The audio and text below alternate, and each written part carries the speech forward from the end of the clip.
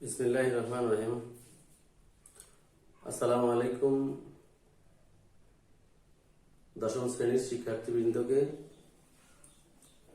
ইতিপূর্বে আমরা ন্যারেশনের একটি ক্লাস করেছি। আজকে আমরা ট্যাগ কোশ্চেন নিয়ে আলোচনা করব। ট্যাগ কোশ্চেন করার আগে আমাদেরকে ট্যাগ কোশ্চেন কাকে বলে, ট্যাগ কোশ্চেনের ডেফিনেশন এবং ট্যাগ কোশ্চেন করার নিয়মাবলী জানা দরকার। তাহলে সবাই খাতায় লিখে নাও।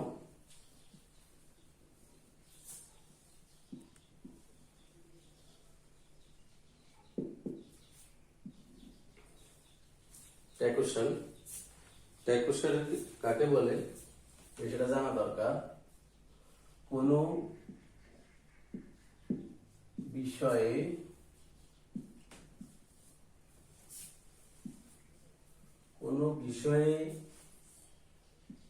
কোনো প্রশ্ন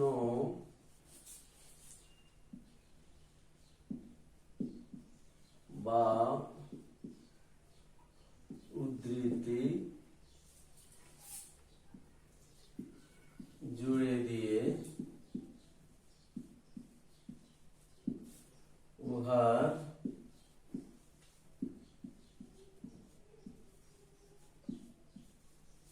স্বীকৃতি চাওয়াকে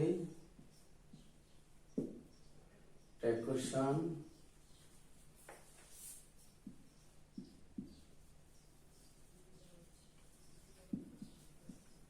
বলে। যেমন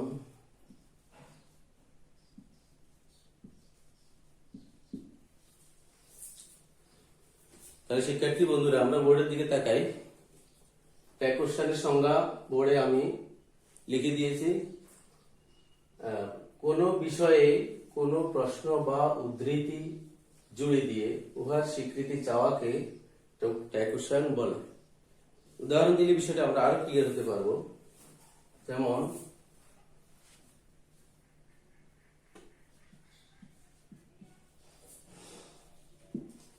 he is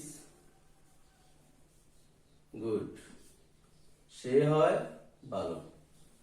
এখন নিয়মে আমরা করে যাচ্ছি।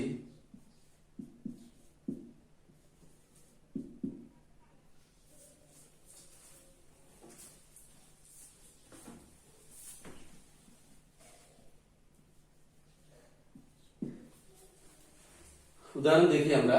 হি is good, isn't it, isn't he, অর্থাৎ সে হচ্ছে ভালো তাই নয় কি, সে হচ্ছে ভালো তাই নয় কি। আগে বলা হচ্ছে সে ভালো, পরে ইজ নট ইট, তাই নয় কি, এই শব্দটা জুড়ে দিয়ে এটা স্বীকৃতি চাওয়া হচ্ছে। সে ভালো, আসলে সে ভালো কিনা এটা আবার স্বীকৃতি চাওয়া হচ্ছে ইজন্ট ইট যুক্ত করে দিয়ে। এটাই হচ্ছে কোশ্চেন ট্যাগ। আমরা এখন চলে যাব কোশ্চেন ট্যাগের নিয়মাবলী নিয়ে কিছু আলোচনা করা দরকার।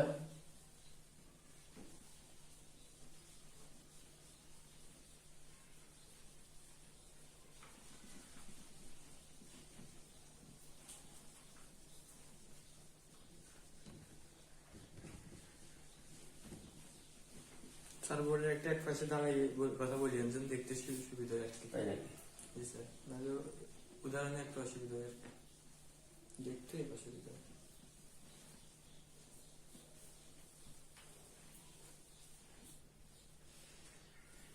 দাও।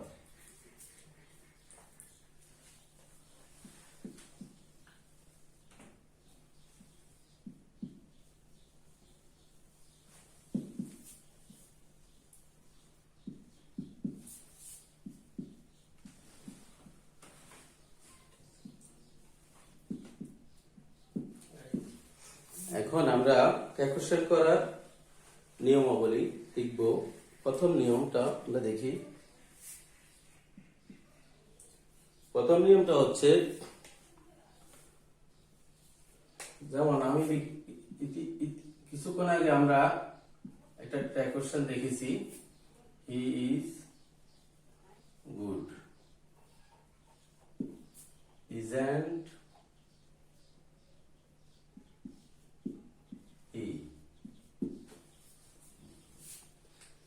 এই উদাহরণ থেকে আমরা নিয়মগুলো পেয়ে যাব। ডেকোরেশন করার সময় প্রথমে বাক্যটিকে হুবহু লিখে ফেলতে হবে। প্রথমে বাক্যটিকে হুবহু লিখে ফেলতে হবে। তাহলে আমি প্রথমে বাক্যটাকে হুবহু লিখে ফেললাম, হি ইজ গুড। এরপরে কমা ব্যবহার করতে হবে। বাক্যটি হুবহু লিখার পর কমা বসাতে হবে। কমা বসানোর পর বাক্যে অবস্থিত বিভার অপারেটর হিসেবে বসাতে হবে। বাক্যে অবস্থিত বিভার হচ্ছে ইজ। ইজকে আমি এখানে অপারেটর হিসেবে বসিয়ে ফেললাম। এরপরে বাক্যটি যদি পজিটিভ হয়, কোশ্চেন ট্যাগে উহা নেগেটিভ হবে, আমি নট ইউজ করলাম। এরপরে সব সময় বাক্যে অবস্থিত যে কর্তা যেটা থাকবে সেটার প্রনাউন হিসাবে কোশ্চেন ট্যাগে সাবজেক্ট হিসাবে বসবে। মূল প্রশ্নের যে সাবজেক্ট বা কর্তা থাকবে উহার প্রনাউন কোশ্চেন ট্যাগে ব্যবহার হবে। এখানে যদি কোন নাম থাকতো, করিম, রহিম, হ্যাঁ, সালাম, জাব্বার, রফিক, এই জাতীয় কোন নাম থাকলেও এখানে হি বসতো। এখানে অলরেডি হি প্রনাউন আছে, এই জন্য আমি হুবহু এখানে হি বসিয়ে ফেললাম। যেখানে নাউন থাকলে আমি এখানে তার প্রনাউন বসাইতাম। তাহলে শিক্ষার্থী বন্ধুরা, আমরা দেখলাম হি ইজ গুড, প্রথমে বাক্যটা আমরা হুবহু বসিয়ে ফেললাম, তারপরে কমা বা ব্যবহার করলাম, তারপর বাক্যে অবস্থিত অপারেটর ইজ বসাইলাম, তারপরে বাক্যটি যদি পজিটিভ হয় তাহলে নেগেটিভ শর্ট ফর্মে নেগেটিভ নট বসাইতে হবে, তার বাক্যে অবস্থিত সাবজেক্টের প্রনাউন বসাতে হবে এবং সর্বশেষ প্রশ্নবোধক চিহ্ন অর্থাৎ নোট অফ ইন্টারোগেশন বসাতে হবে, প্রশ্নবোধক চিহ্ন। তাহলে একটা মূল বাক্যকে কিভাবে কোশ্চেনটাকে পরিণত করতে হয় সেটা আমরা এতক্ষণ দেখলাম। আমরা যদি আরো খেয়াল করি, মূলত এখানে কয়টা বিষয় খেয়াল রাখতে হবে। একটা প্রশ্নকে বা একটা উদ্ধৃতিকে আমরা যদি কোশ্চেনটাকে পরিণত করতে হয় তাহলে আমাদেরকে মোট কয়টা কাজ করতে হবে দেখি আমরা। প্রথমে হুবহু কাজটাকে সেন্টেন্সটাকে বসাতে হবে। প্রথমে হুবহু সেন্টেন্সটাকে বসাতে হবে, নাম্বার 1। 2 নম্বরে কমা ব্যবহার করতে হবে। হুবহু বাক্যটা বসানোর পরে কমা ব্যবহার করতে হবে। 3 নম্বরে বাক্যে অবস্থিত অপারেটর বসাতে হবে। 3 নম্বরে বাক্যে অবস্থিত অপারেটর বসাতে হবে।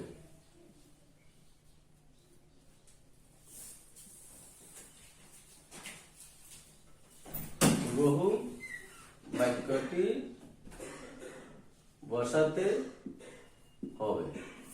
2 নম্বরে কমা ব্যবহার করতে হবে।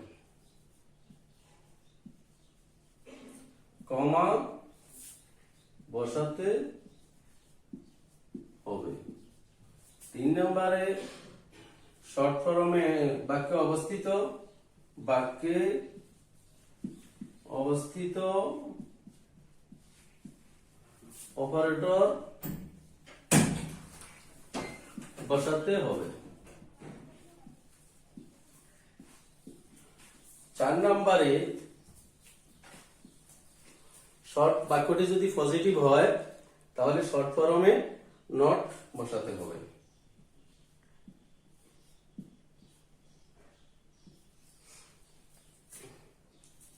5 নম্বরে আমাদেরকে যে কাজটা করতে হবে সেটা হচ্ছে বাক্যে অবস্থিত কর্তা যেটা থাকবে, যদি নাউন থাকে তার প্রনাউন বসাতে হবে, আর কর্তা হিসেবে যদি প্রনাউন থাকে তাহলে হুবহু প্রনাউন বসিয়ে ফেলতে হবে। বাক্যে অবস্থিত নাউনের প্রনাউন বসাতে হবে। বাক্যে অবস্থিত নাউনের প্রনাউন, বাক্যে অবস্থিত নাউনের প্রনাউন কোশ্চেন ট্যাগে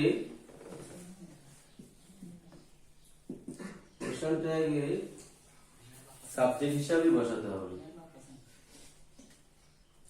সাবজেক্ট হিসাবে বসাতে হবে।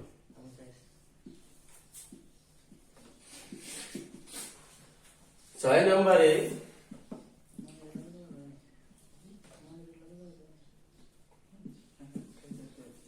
6 নম্বরে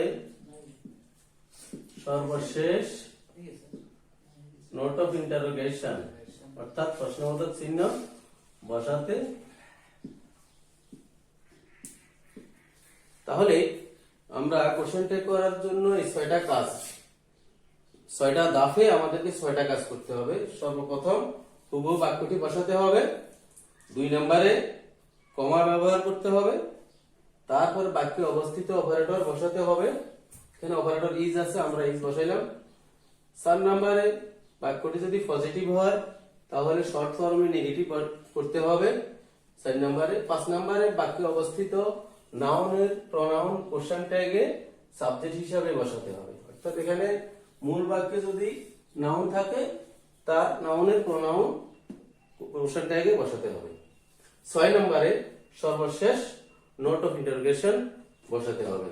তাহলে এভাবে আমরা ট্যাগ কোশ্চেন করতে পারবো, এই নিয়মগুলো যদি আমরা ফলো করি। তাহলে আজকে আমরা এখানে আমাদের আলোচনা শেষ করলাম। ধন্যবাদ সবাইকে, ইনশাআল্লাহ আবার দেখা হবে। আসসালামু আলাইকুম ওয়া রাহমাতুল্লাহ।